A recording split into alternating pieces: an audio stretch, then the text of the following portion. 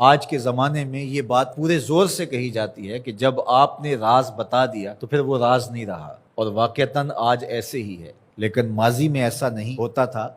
اور آج بھی جو اللہ کے بندے ہیں، جو حقیقی فلاح اور کامرانی والے لوگ ہیں، وہ آج بھی ان چیزوں کی پاسداری کرتے ہیں۔ یہ امانت ہے، اس امانت کو ضائع نہیں کرتے۔ اسی طرح آپ جو کام کرنے جا رہے ہیں، جو آپ کا ذمہ لگایا گیا، تاکہ مزدور 8 گھنٹے کی ڈیوٹی ہے تو وہ اس کے اندر کم چور بن جائے تو وہ بھی امانت کے اندر خیانت کر رہا۔ دفتری ذمہ داریاں ہیں تو وہ ان کو نہ نبھائیں، سارا دن سائلین باہر دھکے کھا رہے ہوتے ہیں اور اندر میٹنگز چل رہی ہوتی ہیں۔ آپ کو منصب دیا گیا تھا لوگوں کی ضرورتوں کو پورا کرنے کے لیے، آپ کی ذمہ داریوں میں یہ چیز شامل ہے کہ آنے والے لوگوں کی ضرورت کو پورا کریں، تو یہ امانت کے زمرے میں آتا ہے۔ منبر و محراب یہ بھی ایک ذمہ داری ہے، اس کے جو تقاضے ہیں اس کو نبھانا پڑے گا، اور اگر نہیں نبھاتے ہیں تو آپ اس امانت کو صحیح طرح ادا نہیں کر سکتے۔ تو اس سے صرف مالی امانات ہی مراد نہیں ہے، اس سے ہر وہ چیز جو اس زمرے میں ہو اس کو شمار کیا جائے گا۔ اور یہ بات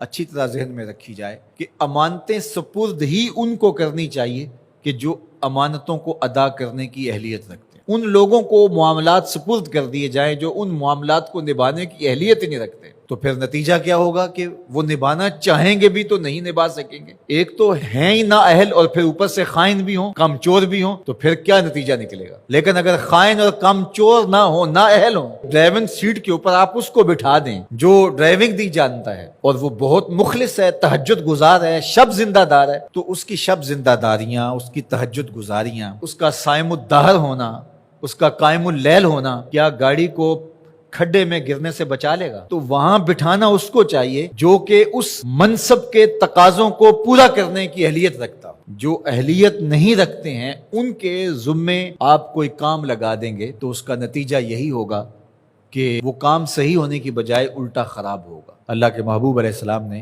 قیامت کی نشانیاں بیان کرتے ہوئے ایک نشانی یہ بھی بیان فرمائی تھی، اذا وسد الامر الی غیر اہلہ فانتظر الساعہ، جب معاملات ایسے لوگوں کے سپرد کیے جائیں جو نااہل ہوں تو فرمایا پھر قیامت کا انتظار کرنا۔ اس لیے ہمیں اپنی زندگی پر بہت زیادہ غور کرنا ہوگا، جو میرے ذمے کام ہے میں اس کو نبھاؤں اور اس کو دل و جان سے نبھاؤں۔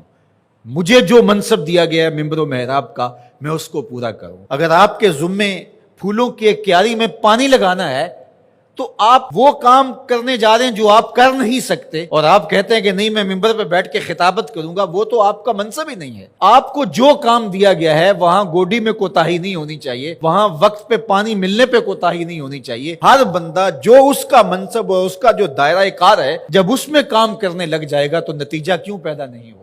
یہاں مسئلہ یہ ہے کہ ہر بندہ کہتا ہے کہ میں یہ کروں گا جو وہ کر ہی نہیں سکتا ہے، اور کچھ لوگ توقع بھی لگا کے بیٹھتے ہیں اور ہم حیران ہوتے ہیں کہ یہ کس طرح ہو سکتا ہے، جو ضابطہ اس کے مطابق ہی کام ہوتے ہیں۔ تو اللہ تعالیٰ جل شانہ اس قوم کی حالت نہیں بدلتا جو اپنی حالت خود بدلنے کے لیے آمادہ نہیں ہوتی۔ آج امت مسلمہ کا مسئلہ یہ ہے کہ امت مسلمہ میں وہ صلاحیتیں جو ہونی چاہیے تھی، ایک تو مفقود ہیں، دوسرا تقسیم کار نہ ہونے کی وجہ سے آج امت لڑکتی چلی جا رہی ہے، اور آج ہم وہاں کھڑے ہیں جہاں ہمیں کھڑا نہیں ہونا چاہیے تھا۔ خدا کرے کہ اس چمن میں بہار آئے اور یہ امت پھر فروغ پائے، اور اگر ہم اپنے حصے کا کام نہیں کریں گے تو اللہ تعالیٰ جل شانہ اس دین کو کبھی مٹنے نہیں دے گا۔ یہ بات ذہن میں رکھیے گا، یہ دین غالب ہی رہے گا، یہ دین ہمارا محتاج نہیں ہے۔ اللہ ہماری جگہ کسی اور شخص کو لے آئے گا اور اس کے ذریعے سے دین کو غالب کرے گا۔ اس لیے ہم نے اپنے حصے کا کام کرنا ہے، اس کو کبھی بھی ترک نہیں کرنا ہے۔